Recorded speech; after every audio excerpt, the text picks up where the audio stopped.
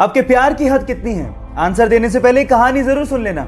ये बात 1970 की, जब स्वीडन से एक टूरिस्ट से एक इंडियन आर्टिस्ट को पहली नजर में प्यार हो गया। उसके बाद वो एक दूसरे को डेट करने लगे और फिर शादी हो गई। लेकिन कुछ कारणों की वजह से उस लड़की को वापस अपने देश लौटना पड़ा। लेकिन उस लड़के ने कहा था कि हम लोग एक दिन फिर से मिलेंगे। इतने पैसे नहीं थे कि वो लड़का फ्लाइट ले सकता, इसलिए साल भर बाद उसने अपना सब कुछ बेच के 60 रुपए में एक साइकिल खरीदी और 500 रुपए लेके दीवाना निकल पड़ा दिल्ली से अपने प्यार से मिलने। और 4 महीने की मशक्कत के बाद, कोई टेक्नोलॉजी ना होने के बावजूद भी वो स्वीडन पहुंच गया। इतना शिद्दत वाला प्यार देखकर लड़की के माँ बाप ने लड़के और लड़की की फिर से स्वीडन में शादी करवा दी। एक बार एक विदेशी यात्री भारत घूमने आया और टैक्सी करके पास के एक होटल पहुंचा। जैसे ही वो होटल में चेक इन कर रहा था, उसे पता लगा कि उसका पर्स टैक्सी में रह गया। उसने होटल वालों को कहा कि प्लीज आप टैक्सी वाले से कांटेक्ट करिए, लेकिन उन्होंने कहा कि हमारे पास टैक्सी वालों के कांटेक्ट नंबर नहीं है।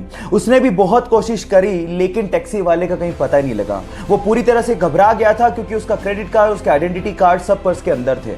लेकिन 2 घंटे बाद वो टैक्सी वाला आया और उसने उस विदेशी यात्री को उसका पर्स थमा दिया।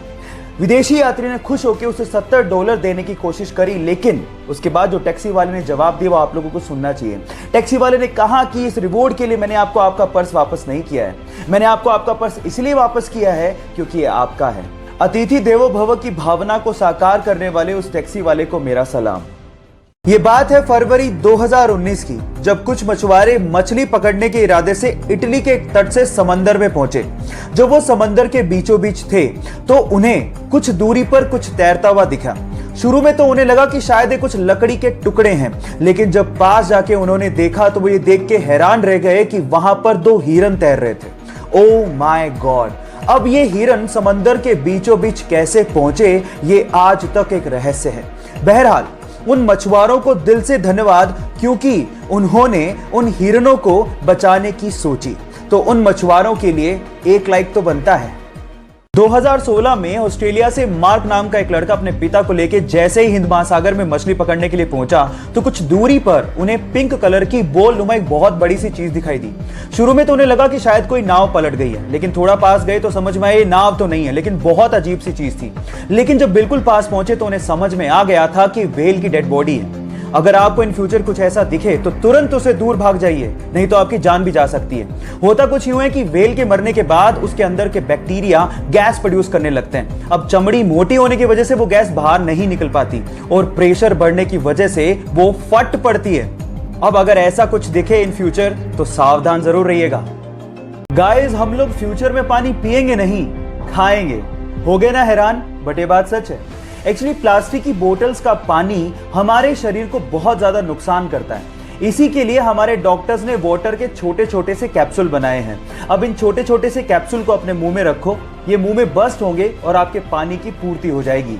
इन्हें ओहो कैप के नाम से जाना जाता है। बस इसके ऊपर की लेयर उतारो, अपने मुंह में रखो और हो गया। इस वंडरफुल डिस्कवरी के लिए एक लाइक तो बनता है।